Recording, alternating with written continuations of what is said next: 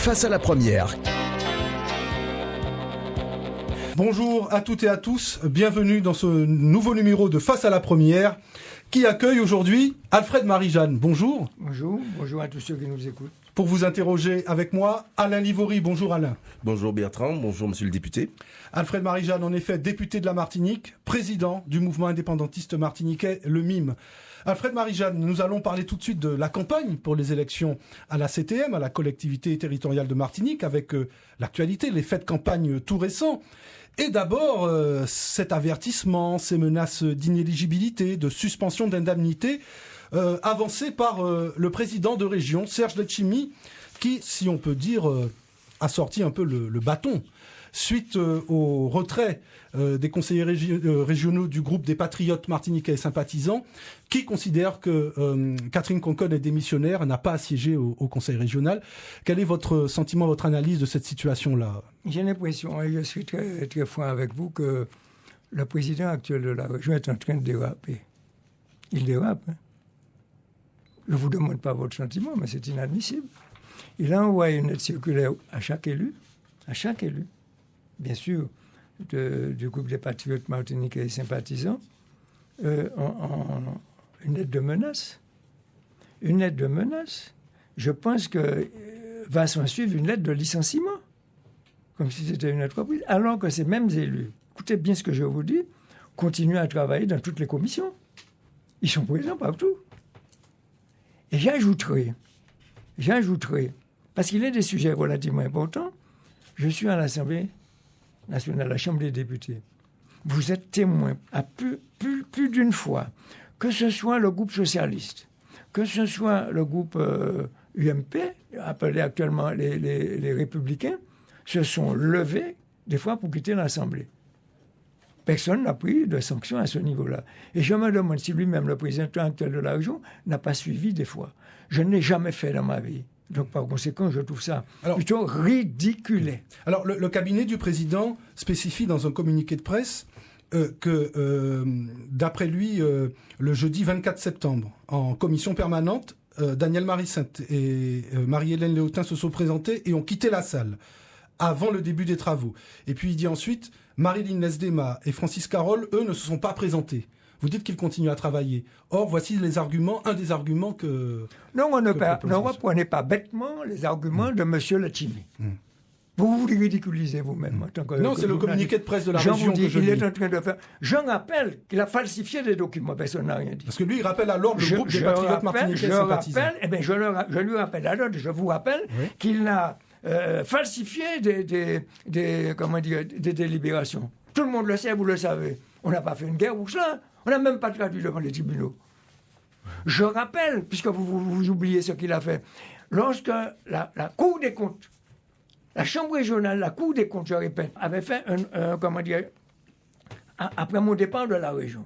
Mais ce que je le dis, après mon départ de la région, on avait un petit peu audité, moi-même, j'ai pondu un rapport. Vous savez ce que Letchimy a fait en personne? Il a arraché le document que j'ai remis. Monsieur, vous savez, ça relève de quoi? Des assises, monsieur. C'est considéré au regard de la loi française comme un crime.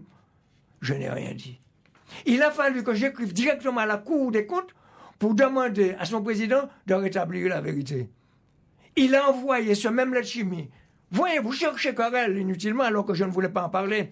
Il a envoyé le document aux différents élus de la région, vous avez entendu, avec les pages arrachées. Heureusement que j'avais conservé les doubles. Et j'ai remis à mes camarades, et voilà comment ça se passe. C'est indigne de cette fonction. Donc il n'y a pas de leçon à donner. Non, surtout pas à ce niveau-là. À ce niveau-là. Donc je le répète. Et ça, croyez-moi, ça me froisse pour lui, pas pour moi. Il est en train de dériver. Il est en train de déraper, plein tube, et que par conséquent, ça montre qu'il n'est pas à la hauteur de la tâche qui lui incombe normalement actuellement. Est-ce que la campagne ne prend pas une tournure de règlement de compte? Il faut le lui demander, pas moi. Je n'ai jamais fait de règlement de compte avec personne. Et si, par exemple, il y a des dissensions ici ou là, je ne suis pas à l'origine de ça, monsieur. Je dis mon franc-parler quand je dois le dire, mais je ne suis pas à l'origine de ça, bien au contraire. Le conseiller régional Louis Boutrin a réagi également. Hein. Et lui, il pose la question en tout cas. Il dit avertissement de Letchimy, puisque Letchimy lui a donné un avertissement, pour avoir utilisé l'expression « vous avez été pris la main dans le sac ». Serge Letchimy a considéré que c'était une injure. Moi, je crois... Boutrin se pose la question vers l'instauration d'une tyrannie. Point d'interrogation. Moi, le tyrannique, c'est qui? Faut pas. Le tyrannique actuellement, c'est bien l'équipe en place. Mais c'est ça, c'est ce que Boutrin dit. Ce sont des tyrannosaures. Ça mérite un avertissement, le fait de dire vous avez été pris la main dans le sac, selon vous? Ça ne mérite aucun avertissement, monsieur. Je reviens de l'Assemblée, là. Pour vous, c'est pas une injure, ça? Pas une injure. Le Premier ministre, vous avez entendu, le Premier ministre, Manuel Valls, à 2 ou 3 reprises là, a traité un type de droite, un républicain, de schizophrène. Bon, le mot existe, le schizophrène à 3 reprises. Les gens rouspétaient, et y compris des membres de son groupe, en pensant que le terme était un petit peu trop fort. C'est pas pour autant qu'on a réclamé qu'il y ait une sanction particulière. Ce sont des situations un petit peu difficiles, et il a répété ça 3 fois. Moi, si j'avais employé un tel terme, qu'est-ce que vous-même, vous n'aurez pas dit de moi? Que je suis allé là-bas insulter les gens, je n'emploie pas de tel terme envers les élus, quels qu'ils soient. Alors, le personnel du Conseil général a mené une grève cette semaine, inquiet, le personnel, de ne pas avoir de précision sur comment sera organisée la CTM. Qu'est-ce que vous en pensez? La loi précise exactement ceci. Le personnel de la région actuelle et le personnel du Conseil général actuel on la garantie de l'emploi, et je les rassure. Par contre, lorsque l'on fait le total, et c'est ça qu'il faut dire aux gens, pourquoi ces gens-là sont inquiets, lorsque plus de 300 personnes ont été employées par le Conseil général, d'une part, en plus, lorsque le Conseil régional actuel, sous la présidence de qui vous savez, a déjà employé plus de 500 personnes et continue à le faire. Au total, ça fait plus de 800 personnes. Et qu'on est arrivé à ne pas payer le personnel, il est tout à fait normal que le personnel soit inquiet. Donc je leur dis, s'il y a des gens qui sont, employés et mal employés, ça c'est leur problème. Mais concernant le personnel qui était déjà en place, il n'y aura aucun problème. Et je les rassure, avec moi, si je suis élu, et je pense que cela se fera. Et il n'y aura pas de hiérarchie entre le personnel qui est à la région et celui qui est au Conseil général. Il n'y aura pas un personnel qui sera considéré comme supérieur, entre guillemets, ou en tout cas hiérarchiquement supérieur par rapport à l'autre. Dans votre esprit, Là encore, le président actuel du Conseil régional, excusez-moi, parce que vous me posez des questions qui sont particulièrement judicieuses, il viole déjà par anticipation la souveraineté populaire. Pourquoi et comment? Il propose un amendement que j'ai combattu. Bon. Et il demande au gouvernement socialiste, par Taubira interposé, par l'UL interposé, mais comment il faut le dire, par la justice interposée, par le préfet interposé. Qu'est-ce qui m'arrive? Il ne faut pas les nommer, je ne les ai pas injuriés. Il demande de légiférer de telle sorte que les directeurs et sous-directeurs des 2 collectivités actuellement qui doivent se réunir, eh bien, soient là, vitam aeternam, amen. Je rappelle la règle. Ce n'est pas ça. Les directeurs et les sous-directeurs, allez regarder le code, sont des gens qui sont, comment dirais-je, employés tant que l'équipe en place reste là, et que l'équipe nouvelle vient avec, non pas uniquement tout le personnel, mais avec, disons, entre guillemets, son staff relativement réduit. C'est comme ça s'est passé quand je suis arrivé. Quand je suis arrivé, je n'ai envoyé personne, monsieur. Ce sont ceux qui étaient déjà là, qui ont présidé, et puis après, bon, comme c'était... Donc pour vous, c'est la nouvelle équipe en place après les élections qui aurait dû décider qui va avoir la direction générale des services de la collectivité territoriale. Je vais vous dire une chose, sans faire de démagogie, je ne respecterai pas la règle. Cette règle-là. Celle qui a été votée, là, l'amendement. Je ne la respecterai pas. Et s'il faut aller au tribunal, on me tira du doigt devant les doigts. Je ne respecterai pas cette règle-là. C'est dit. Bruno Nestor Azero, le député maire de Sainte-Marie, qui était à votre place la semaine dernière, a dit clairement ici qu'il y aurait une vague de licenciements pour la mise en place de la CTM. Eh bien, je rappelle, j'ai entendu je rappelle que c'était, vous savez, que c'était maladroit de sa part. Je le pense. Et c'est ce qui a jeté une suspicion supplémentaire au niveau des deux assemblées. J'ai voulu comprendre ce qu'il voulait dire. Il disait, il faisait allusion à ce que je vous ai dit tout à l'heure là. On a tellement employé de gens supplémentaires que déjà la région n'a même pas les moyens de payer ce personnel supplémentaire et que forcément il pense que celui qui va arriver, et il a dû faire allusion à moi, peut-être, je ne sais pas, que je vais renvoyer les gens.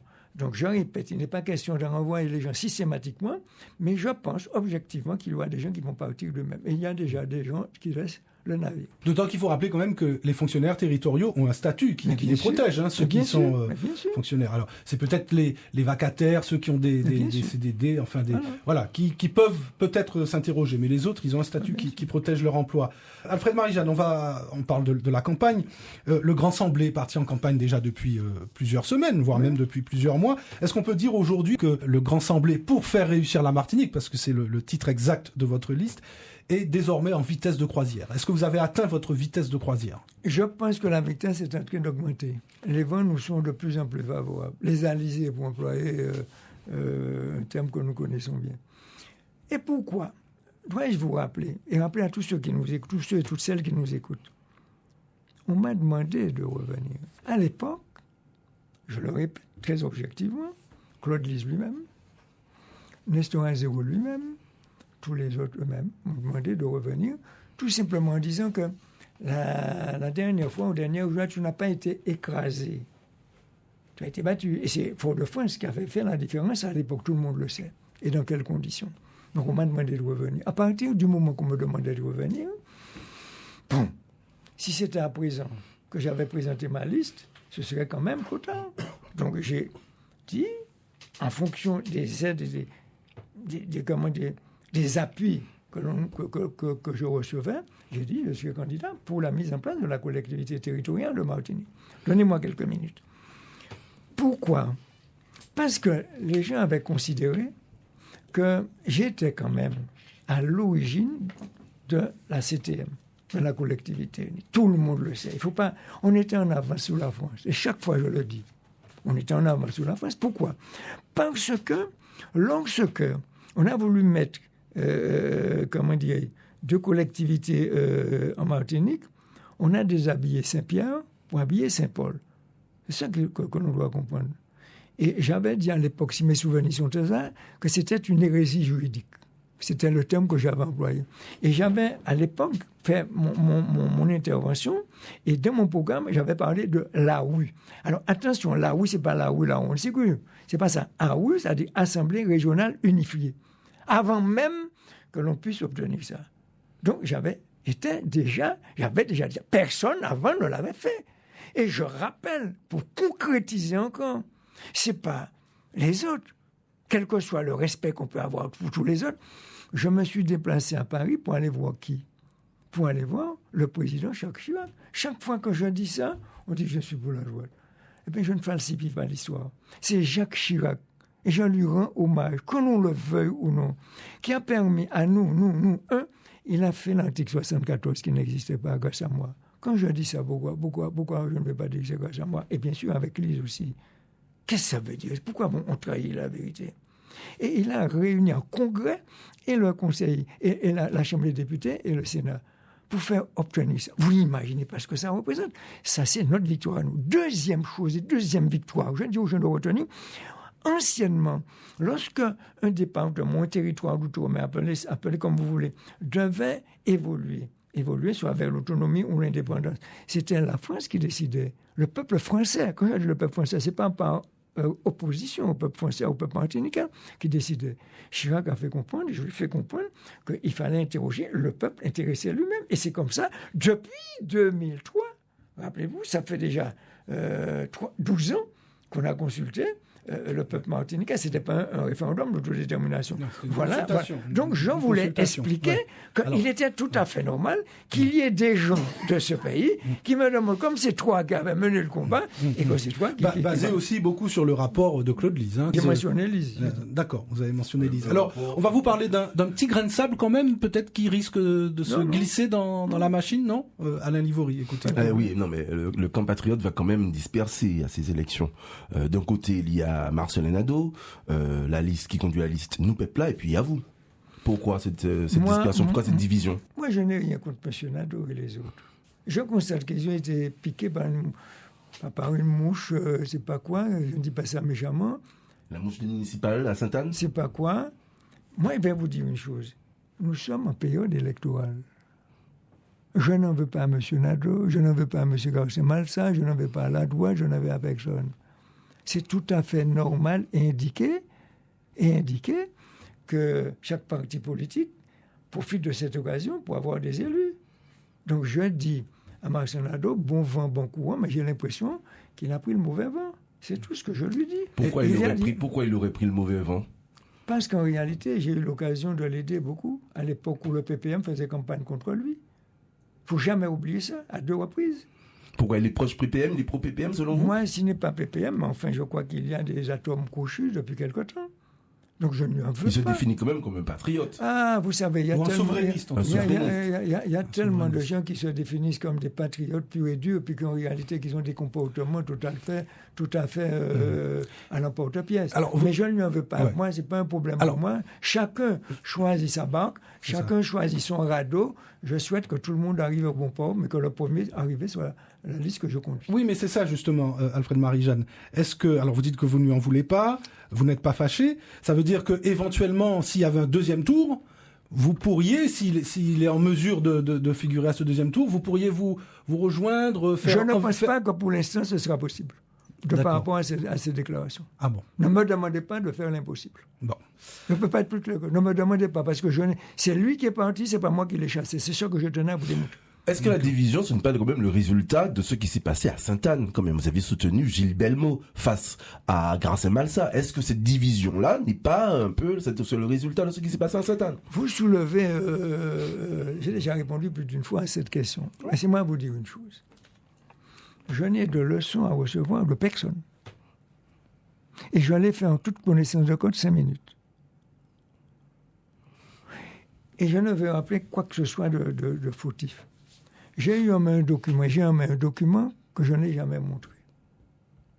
Et ce document existe bien avant mon intervention à Sainte-Anne, dans lequel on reconnaît qu'un des élus que vous venez de nommer, oui, le premier précaution, avait eu des rapports très fructueux avec le président de région actuellement, et qui faisait une lettre pour le recommander. Donc j'ai eu ça bien avant d'aller à Sainte-Anne. Je n'ai jamais rien dit. Et je n'ai pas écrit dans les journaux pour demander des excuses et des explications. Que chacun en prenne pour son grade. C'est clair? Et le document, je l'ai. Vous l'avez entendu? Et puis j'ai décidé, lorsque j'ai entendu tellement de bêtises, d'aller effectivement défendre un jeune homme qui, à mon humble avis, nous avait toujours défendu. Toujours défendu, y compris devant les tribunaux. Et je rappelle qu'il n'était pas inscrit au MIM. Je rappelle, il n'est pas inscrit au MIM. Donc voilà ce que j'ai fait. Et en mon âme et conscience, je ne le regrette pas et je ne le regretterai jamais. Parce que vous je l'avez- rappelle d'ailleurs. Oui, vous l'avez peut-être fait perdre, Garcin Malsa, sa mairie de Sainte-Anne. Non, c'est pas à cause de vous qu'il a perdu la mairie. Je rappelle un truc, c'est que Garcin Malsa, je ne parle pas de lui, Garcin Malsa a maintes et maintes reprises, et vous le savez, vous tous les deux, il a présenté des candidats contre nous, je n'ai jamais critiqué. Il a même présenté des candidats contre Jean-Philippe Nilan. Arrêtez. Il a présenté des candidats à Rivière-Salée contre nous. Vous le savez très bien. Alors arrêtez de faire l'innocent. Arrêtez d'être partisan. Je me permets, vous le savez, je n'ai jamais critiqué. Chaque fois où on a eu un candidat, il y a eu un mot de masse contre nous. Je dis bien chaque fois. On vous pose Conséquent, des questions, hein, Alfred alors, Marie. j'ai pas C'est menti, des questions j'ai qu'on pas vous menti, vous le pose. savez. On prend le parti de personne. nous. Non, On mais vous je pose des rappelle questions. tout simplement, je rappelle la vérité historique. Les incidences sur les positions dans les communes. Il y a voilà, cette campagne amène à des changements, tout à fait. des Alors, est-ce qu'on n'est pas revirements de situation même. Est-ce qu'on dans n'est pas certains en cas. train de vivre déjà une pré-campagne municipale? Quand on voit, par exemple, au Lamentin, Fabrice Dunon vous soutenir, quand on voit à Ducos que Marius Narciso vous soutenir, est-ce qu'on n'est pas ancien de la FSM. ancien de la FSM, est-ce qu'on n'est pas en train de vivre déjà une pré-campagne municipale? Vous cherchez des arguments qui ne m'intéressent pas, a priori. Il y a... Vous avez quand même dit au Lamentin... Attends, il y a un constat qui est que pas mal, comment dirais-je, de gens, pas mal d'hommes politiques, pas mal de groupes qui avaient pris, comment dirais-je, une autre voie, nous rejoindre. Je dois les rejeter. À ma place, vous les aurez rejetés. Attends. À ma place, vous les aurez rejetés. Il y a José Mirand aussi au Marin. Là, voilà, José Mirand du Marin, tout à écoutez, fait. Vous savez, le seul problème que j'ai maintenant, vous savez lequel? C'est le trop-plein. Voilà le seul problème que j'ai. Il n'y en a pas d'autre. Cela dit, tout le monde veut revenir et tout le monde veut une place. Or, la loi, elle est ce qu'elle est. Elle est d'autant plus difficile. Et je dis ça souvent, que la loi est politique, mais elle est aussi mathématique. Pourquoi? Parce qu'il y a la parité à respecter. Donc, si vous voulez, actuellement, je ne dirais pas qu'il n'y a pas de problème, mais je dirais que mon gros problème à moi, Alfred Marie-Jeanne, c'est qu'il y a beaucoup de demandes, il y a beaucoup de gens qui se rapprochent de nous, et j'applaudis, et c'est tant mieux, mais il n'y a pas de place pour tout le monde. Et surtout, je ne vais pas obéir à aucun dictat. Alors, vous allez soutenir Marius Narciso à Ducos ou bien soutenir au Lamentin Fabrice Dunon? Pour les prochaines municipales. Vous l'avez annoncé quand même pour Fabrice Dunon. Je rappelle que ce n'est pas... Et c'est là vous confondez. Et c'est là que ça crée la confusion pour l'électeur. Vous êtes en train de créer la confusion de l'électeur. Ce n'est pas une élection municipale. Et il va plus loin. Si j'avais un reproche à faire au maire, je suis un ancien maire. On ne peut pas me faire le reproche de parler à mes collègues. Je suis un ancien maire. Ce n'est pas une élection municipale. Or, la plupart des maires ont voulu municipaliser cette élection. Soyons objectifs. Je vais plus loin. Mais je ne présenterai pas de candidat parce qu'un maire a été contre moi. Mais il y a certains endroits, c'est sûr, peut-être parmi les endroits que vous avez nommés, il y aura un candidat que je vais soutenir. C'est ça. Mais c'est tout à fait normal. C'est ça que je voulais signifier. Il y en a peut-être qui vont dans votre sillage en espérant avoir par la suite le soutien du MIM aux prochaines municipales. Mais je vais plus loin. C'est qu'il y a des maires qui ont quand même exagéré. Je ne veux pas parler des gens inutilement, mais prenons le cas, puisque vous avez cité le maire de Ducos actuellement. Enfin, quand même. Vous voulez que je vous dise une chose? C'est peut-être la première fois que je dis ça. Pour que les gens le savent. Il m'a reçu 2 fois chez lui à sa demande. Vous avez entendu? Chez lui, à sa demande. On a discuté très franchement. Il a osé me dire, bon, c'est avec toi que je vais marcher, pas de problème. Un mois après, même pas, il fait des déclarations tonitruantes sur les radios, les télés. Il me met devant le fait accompli. Je vais dire au maire actuel, écoutez-moi bien, je ne lui en veux pas. Je ne lui en veux pas du tout. Le maire de Ducos, Charles-André Mancy.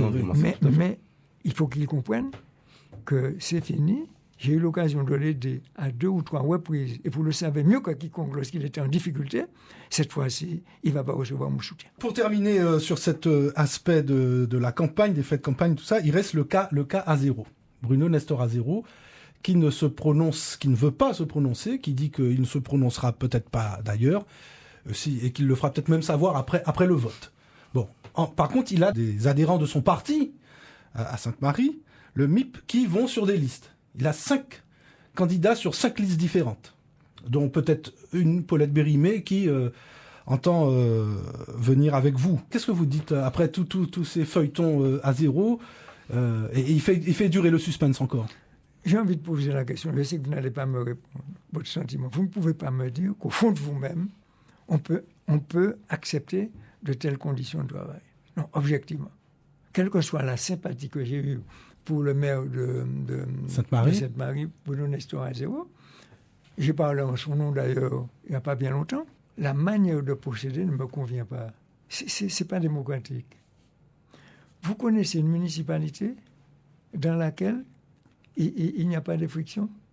Vous connaissez dans une municipalité ou bien dans une collectivité quelconque, il n'y a pas des oppositions? Mais c'est pas possible, ça. Je ne comprends pas ça. Et je suis pour l'opposition. C'est pourquoi, d'ailleurs, au départ, j'étais pour la proportionnelle intégrale. J'aime que les gens discutent, s'expliquent. Je suis pour ça. Et que par conséquent, plus il y a de débat, mieux ça vaut. Ça enrichit. Or, je constate qu'il distribue effectivement avec autorité, je ne dis pas autoritarisme, il distribue à chaque liste sur la Martinique, il veut qu'il ait un élu à lui qui soit bien placé. Voilà. Ça veut dire que si on regarde bien, la ville de Sainte-Marie sera surreprésentée au niveau de la Martinique. C'est une question de mathématiques. Cela veut dire s'il y a 6 listes, s'il y a 6 personnes qui est élu, qu'est-ce que ça veut dire ça? Ce n'est pas comme ça que je conçois la démocratie. Et je vous dis en passant, personne, ni lui, ni mes camarades, ne vont me poser quoi que ce soit. Vous avez entendu? J'ose vous dire, je n'ai pas été un homme lige, je ne serai pas un homme ligoté. D'autant plus qu'il y a Éric Courset aussi qui vous soutient. Éric Courset, c'est un autre problème. Et c'est là que j'ai expliqué. Éric Courset fait partie du conseil municipal. Il a été élu. Il est conseiller général. Et je vais même plus loin. Je vais vous dire une chose, je ne connaissais même pas au départ Éric Courset, façon de parler. Ce n'était pas un familier. Et Bruno Nestorazzo, à l'époque, a fait appel à moi pour venir le soutenir, pour devenir conseiller général. Je l'ai fait, comment dire, spontanément, et je l'ai connu. Donc s'il y a eu un différend, une mésentente, un désaccord entre le maire et ce conseiller, je ne suis pas à l'origine de cela. C'est ce que je veux faire comprendre. Je n'ai pas été à l'origine et que actuellement, il aurait dû comprendre que Courset, Éric Courset, écoute, il fait partie de l'opposition. Puis c'est tout. Que ça s'arrête là. Donc s'il y a eu un problème, je ne suis pas responsable de ça du tout. Mais vraiment pas du tout. Mais je vais trancher le moment venu, pas aujourd'hui, je vais trancher lorsque ma liste sera présentée. Alors justement, parlant de la liste, il y aura des pleurs et des grincements de dents. Ça, c'est sûr. Comment vous allez faire? Je vous l'ai dit, je le répète pour la énième fois, c'est que je vais consulter les différentes têtes de section de notre liste. Cela veut dire, je vais discuter avec quoi? Avec Claude Lise, je vais discuter avec Francis Carole, je vais discuter avec le Boutrin et puis Georges Richaud, tous ceux qui composent le Grand Assemblée. Ils vont me faire des propositions. Et en fonction de ça, je vais choisir. Qu'est-ce que vous voulez que je vous dise, en toute connaissance de cause, pour donner satisfaction un peu à tout le monde, mais je ne pourrais pas faire de miracle. C'est évident parce que c'est arithmétique. Ah ouais. Avec la parité, il faut 64 noms sur la liste et pas plus, dont la moitié de femmes. Voilà. Donc je ne pouvais pas faire de miracle, je le répète. Je suis un militant et je vais trancher. Et ceux qui ne sont pas contents, je ne dis pas qu'ils vont partir, ils vont laisser ou pas, mais je suis obligé de trancher. Si je ne peux pas trancher, ça veut dire quoi? Jusqu'à présent, nous sommes les seuls à avoir désigné très tôt, depuis plus de 8 mois, nos têtes de liste, depuis plus de 8 mois. Nous avons présenté pratiquement notre programme, vous le connaissez. Vous êtes les premiers, mais pas les seuls. Yann Monplaisir l'a fait aussi. Nous étions les premiers, mais bien longtemps après nous. Ouais. Mais si je n'ai pas encore présenté ma liste, c'est dû à ces, disons, entre guillemets, pour parler de notre engagement, de ces cancans, ces petits cancans qui ont retardé la formation de ma liste. Mais je comprends ça. Et je vais plus loin, je m'attendais à cela. Il reste moins d'un mois, je crois, maintenant. Le dépôt des listes, c'est le 9 novembre. C'est ça. Dernier délai. La clôture, c'est le 9 novembre pour le dépôt des listes. Alfred Marie-Jeanne, on est arrivé à la moitié à peu près de l'émission, même un petit peu plus. On va parler maintenant de programme, de propositions. C'est fini. Non, c'est pas encore fini. Parce que vous m'avez dit de me précipiter. C'est pas encore fini. On va passer aux propositions. Vous avez fait un appel au peuple, avant que le peuple ne donne sa parole, ne donne sa position, avant qu'il s'exprime dans les urnes. Vous avez fait un appel au peuple. Alors, vous rappelez qu'avec Claude Lise, vous êtes des hommes d'expérience, que Claude Lise a été président du Conseil général pendant de longues années, vous du Conseil régional. Bon, vous faites un constat de ce qui a été fait lors de la dernière mandature, et puis vous demandez solennellement au peuple de s'engager avec vous. Et puis vous dites pourquoi faire. Et là, on va donc parler un petit peu de ces propositions que vous faites au peuple martiniquais.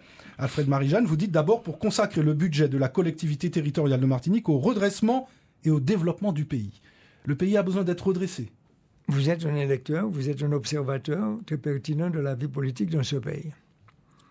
Comme j'ai l'habitude de le dire, c'est la cata. C'est la cata.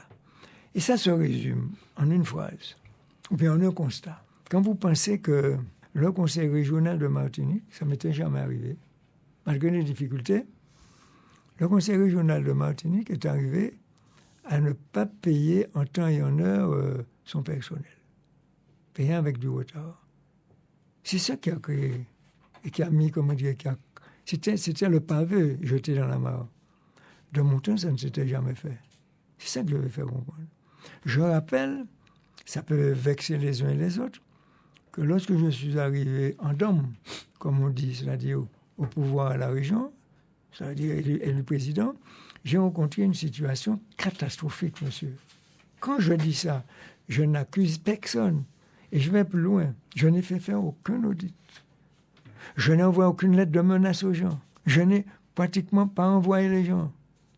J'ai déplacé quelques personnes.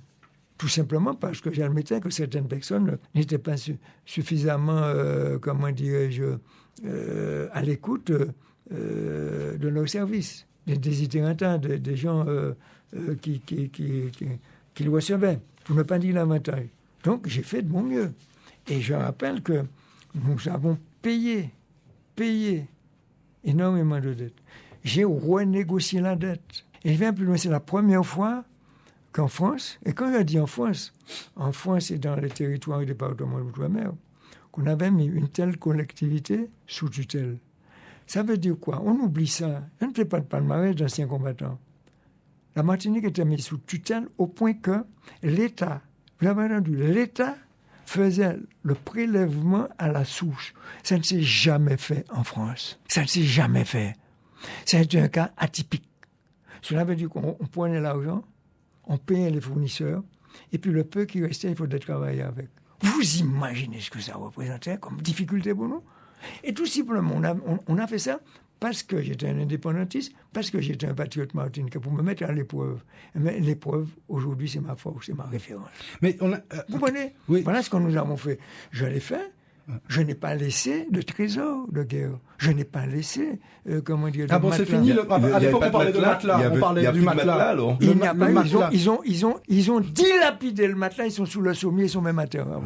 Alors, on a l'impression que la campagne, ça va être bilan contre bilan. C'est-à-dire que vous avez le vôtre. Serge Letchimy a eu ses 6 ans là, de mandature. On a l'impression que vous voulez opposer maintenant ce qu'il a fait pendant 6 ans et vous, votre bilan de un peu plus longtemps, puisque vous avez eu 2 mandats. J'ai l'impression que vous êtes un peu sourd d'oreille. Je vous répète, c'est pas seulement bilan contre bilan, puisque c'est lui qui m'a attaqué sur le bilan, que je n'avais rien fait.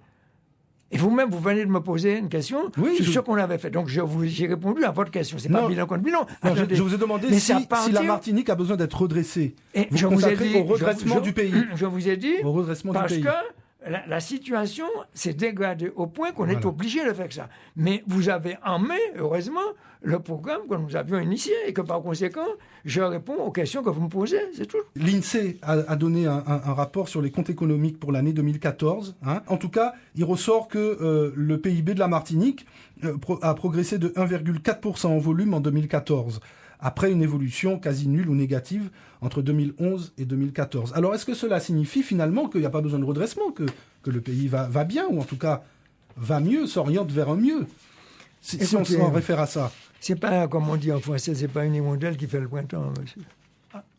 Vous avez bien compris. Et je vais plus loin. Si ça continuait, je dirais bravo.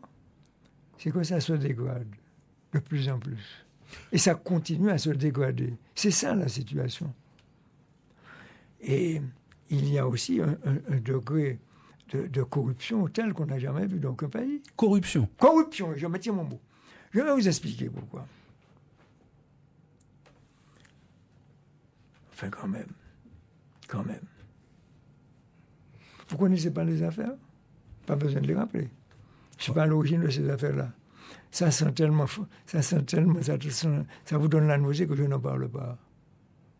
C'était pas Alfred Marie-Jeanne, quand même. Ça frappe qui? Ça frappe l'équipe en place. Au point que l'équipe en place a été obligée de faire une charte de bonne conduite pour eux-mêmes. Parce que tellement on avait insulté les journalistes que vous êtes. Marie-Jeanne Alfred, ou Chabin comme vous l'appelez, n'a jamais fait ça. Je peux ne pas être d'accord avec votre analyse. Mais jamais je n'emploie de terme aussi mal approprié. C'est indigne pour la fonction qu'on occupe. C'est ça que je vais faire comprendre. Donc il y a deux éthiques, deux morales, deux comportements différents, au-delà des bilans et au-delà des programmes. D'ailleurs, lorsque nous avons publié le programme, qu'est-ce que je constate actuellement? Et regardez bien, si vous êtes des gens avisés, des journalistes avisés, on change l'étiquette du flacon et on prend exactement en grande partie ce que nous avons proposé dans mes cas. Je ne le mens pas. Je peux citer, mais les gars. Donc, le bilan, oui, mais pas le bilan uniquement. Il y a le programme. Et il va plus loin. Ce programme, on va l'affiner encore. Notre programme, c'est un document de 50 pages. Donc, c'est un aide-mémoire. C'est un pense-bête. Mais on a décliné les directions les essentielles. Et justement... Et dans ça, qu'est-ce qu'on réclame? On oublie, on réclame la transparence absolue.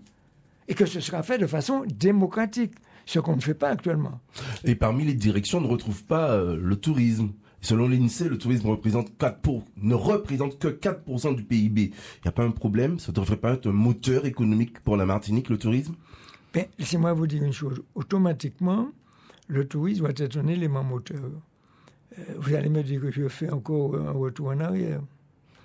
Rappelez-vous que nous avons énormément aidé les hôtels martiniquais. Je vous rappelle...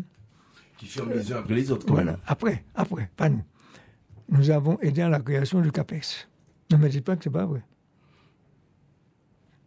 On m'avait critiqué à l'époque. Parce que je disais qu'on ne peut pas recevoir des touristes à Kodo toute la journée. Il fallait avoir quelques hôtels. Comment dire, de haute gamme. Mais pas que ça. On a fait ça. Et on m'avait critiqué à l'époque. Le Club Med, je vous rappelle, a été rénové également. L'initiative est partie de la région à l'époque. Et je n'ai pas envie de dire ceci, pour ne pas froisser les gens. Je rappelle que c'était le fils à l'ancien président de la République, Valéry Giscard d'Estaing, c'est son fils, qui était député, qui était venu me voir, puisque c'est lui qui présidait aux destinées du Club Med. Je rappelle l'histoire, monsieur. C'est comme ça. C'est pas seulement pour vous, mais c'est pour les gens qui nous écoutent. Et quand il est venu me voir, il m'a dit qu'il voudrait que le conseil régional donne un petit coup de pouce au départ. Je l'avais dit, comme si vous allez acheter une voiture, vous avez une quote-part, un premier versement. C'est ce que nous avons fait. Nous avons fait ça pour permettre de décrocher les fonds européens à l'époque. C'est ce qui se continue à se faire. En plus, il a voulu mettre et nommer quelqu'un de France. Je ne dis ça pour ne pas froisser mon camarade et ami, même s'il est de droite. C'est moi qui ai fait nommer Yann Monplaisir à la tête du Club Méditerranée. Alors bon. Ah bon, c'est oui, grâce monsieur, à vous. C'est grâce à vous qu'il est à la tête du Club Méditerranée. Oui, monsieur. Donc, par conséquent, quoi? Qui fait mieux que moi à cette affaire? Je ne tiens pas de rigueur ni de haine envers quiconque, parce que j'admettais qu'il avait les compétences voulues. Même si, après coup, il ne gère pas bien. Mais ça, c'est son problème à lui, mais pas moi. On a eu d'excellents rapports. Donc, il faut savoir ça. Je l'ai proposé. Et je l'ai proposé parce qu'on voulait m'imposer quelqu'un qui soit de France. Donc voilà, je ne vois pas comment on peut me traiter d'homme qui ne soit pas grandement ouvert à la démocratie, à la transparence. Très bien. Alfred Marie-Jeanne, donc redressement, développement du pays. Vous voulez établir un véritable partenariat avec les communautés d'agglomération. Poursuivre et améliorer le désenclavement du Nord. Alors vous parlez de transport maritime sur la côte Caraïbe, mise à 2 fois 2 voies de la RN1 vers Trinité, prolongation du TCSP jusqu'à Chelcher et à l'université, recapitaliser les entreprises martiniquaises. Alain Livory. Vous dites également dans cette lettre adressée au peuple martiniquais, il ne suffit pas d'espérer pour agir, il faut agir pour espérer. Comment alors espérer quand on sait que l'État se désengage de plus en plus et que la dotation globale de fonctionnement diminue de 11 milliards? Comment on fait? En 2017. Et que le conseil régional a dilapidé ce qu'on a trouvé. Donc il faut ajouter ça. Voilà. Alors est-ce que vous aurez les moyens de votre ambition? Mais je ne vais pas tout dire ce que je vais faire. On va faire appel. Je vous ai dit que je ferai une déclaration le moment venu, peut-être à Sainte-Marie, Le 18 prochain? Peut-être là ou pas, pour affiner ces données. Mais il faut faire appel aux Martiniquais. C'est-à-dire faire appel aux Martiniquais. C'est-à-dire, parce que là, quand même, vous parlez de redressement de redresser la barre, vous dites que vous allez... par quel moyen est-ce que vous allez faire des emprunts? Par quel moyen exactement? Il y a une banque publique d'investissement qui est prévue, je crois. Écoute, ça fait partie de vos projets. Vous voulez que je vous dise une chose? Avant que la banque d'investissement dont on parle actuellement soit créée, nous avions déjà fait cette proposition à l'époque. Deuxième chose, je prends un exemple bien simple. On avait déjà fait ça. Deuxièmement, on avait créé à l'époque ce qu'on appelle la SAGIPA. Cela veut dire qu'on avait fait appel au secteur privé, ceux qui disposaient de fonds, des fonds assez importants, et ceci était basé en Guadeloupe. Nous l'avions créé en accord avec la Guadeloupe. Et ça nous avait permis, avec des financiers, de pouvoir mettre ensemble, dans une caisse commune, avec la région également, pour venir en aide aux petites entreprises. Ça a fonctionné convenablement. Qu'est-ce qui s'est passé? On a cassé la SAGIPA. C'est-à-dire tous les outils, je répète, tous les outils, tous les instruments, tous les dispositifs qu'on avait mis en place ont été cassés. Donc voilà, il y a de quoi reprendre et faire des propositions allant dans ce sens-là encore. Je ne veux pas tout dire, mais il ne faut pas croire qu'on part à zéro. Vous préciserez les choses d'ici quelques jours ou quelques semaines, Alfred Marie-Jeanne. On va parler maintenant, pour terminer, de votre activité parlementaire en tant que député de la Martinique.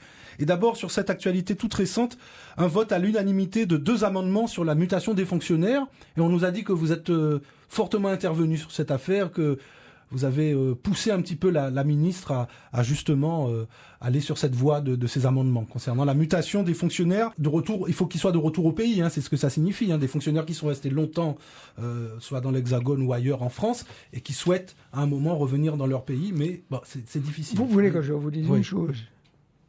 Vous allez dire encore que je fais le palmarès. J'ai été l'un des premiers à intervenir sur ces sujets-là. Rappelez-vous, c'était du temps des facteurs. Des facteurs qui partaient en grand nombre, facteurs et factrices. La Poste. Et qui voulaient revenir. Je suis intervenu à ce niveau-là à l'époque. Souvenez-vous-en. Je suis intervenu également au niveau des fonctionnaires. Je suis intervenu au niveau de la police, à maintes et maintes reprises. Pourtant, je n'ai pas eu gain de cause à tous les coups. Bien au contraire. Il se trouve qu'il y a une petite dame de la Réunion, c'est Erika Barret, qui est venue me voir et qui a repris le dossier. Elle a repris le dossier parce qu'elle est membre du Parti socialiste français. Et elle a repris ça. Vous croyez que je lui ai dit non? Je n'ai pas dit le contraire. Je n'ai pas cherché à l'influencer. J'ai dit bravo. Et non seulement j'ai dit bravo, je l'ai aidé et j'ai fait campagne et je suis intervenu à ce niveau-là. Alors, ça veut dire que donc, ce qui veut dire que les fonctionnaires qui sont là, voilà, qu'est-ce que ça signifie, pourront revenir ici plus facilement. Oui, plus facilement, lorsqu'il y a un poste libre et que par conséquent... Ça inscrit ça dans la loi, ces amendements-là. Oui, ça n'existe pas. À la limite, on peut dire que c'est discriminatoire par rapport aux autres, mais c'est intéressant pour nous. Voilà ce que ça veut dire. En prenant un élément important, c'est le centre des intérêts matériels et moraux. Cela veut dire, à partir du moment où l'individu, après avoir guerroyé, entre guillemets, en France, il veut revenir à un moment donné vivre dans son pays. Quand il y a un poste vacant, que ce soit fait. Donc, c'est ce qui a été adopté et c'est ce que nous avions défendu il y a déjà pas mal d'années. Il y a le problème des néo-titulaires qui se pose en ce moment. Alors, dans l'éducation nationale. Alors, il y a le problème en sens inverse qu'on n'est pas encore arrivé à régler. Et c'est vrai, on n'est pas encore arrivé à régler, mais je vous rappelle qu'il y a eu un ministre de l'Éducation nationale qui nous a permis de laisser en Martinique et partout ailleurs des centaines et des centaines de gens. Rappelez-vous, lors de mon intervention, je l'avais vu, il n'est plus là, c'est Ferry qui s'appelait, j'oublie son prénom, il a laissé et je suis allé le voir. Écoutez, parce qu'on a l'impression que l'action d'un député, c'est faire des lettres, c'est faire des interventions, c'est poser des questions orales, c'est poser des questions écrites, mais aussi il y a des contacts.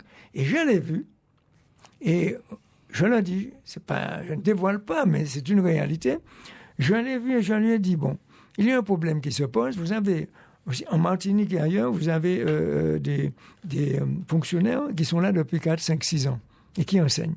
Et puis, une fois qu'ils ont passé le CAP ou bien le diplôme, on les envoie, on les expédie, on les exile, alors que les postes vacants existent ici.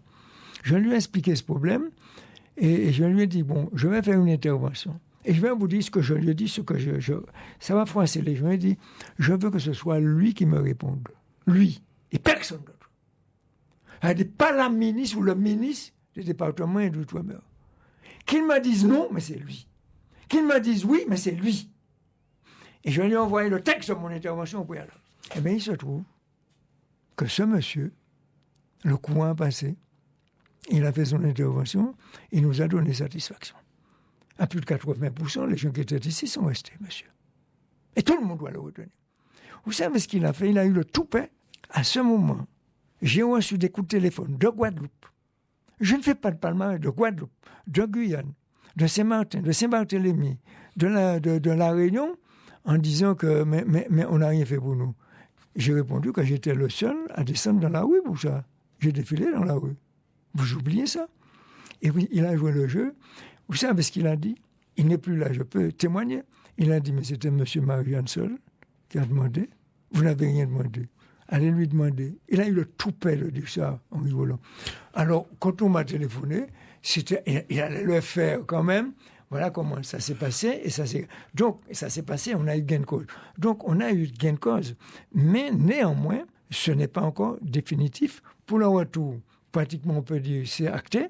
Mais pour le départ, quand il y a des positions, on n'a pas encore gagné. Mais l'évolution est particulièrement positive. Alfred Marie-Jeanne, en fait, quand on vous écoute, on a l'impression que vous êtes justement plus entendu, plus écouté à droite qu'à gauche.